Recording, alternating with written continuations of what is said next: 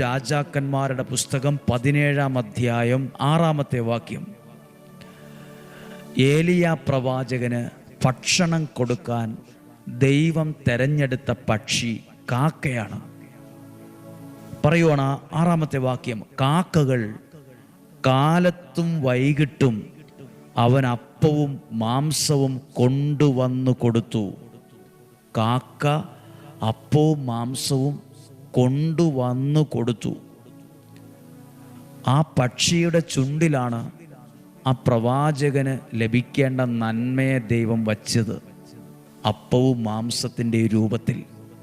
ഒരു കറുത്ത പക്ഷിയാണ് കാക്ക. അധികമാരും അത്രയും ഇഷ്ടപ്പെടുന്ന സ്നേഹിക്കുന്ന പക്ഷിയൊന്നുമല്ല. ചത്തതും ചീഞ്ഞതൊക്കെ കൊത്തി വലിക്കുന്ന തിന്നുന്ന ഒരു പക്ഷിയാണ് കാക്ക. അതിൻ്റെ ചുണ്ടിലാണ് ഇത്രയും വലിയൊരു പ്രവാചകന് ഭക്ഷണം കൊടുക്കാൻ ദൈവം ഏൽപ്പിച്ചത്.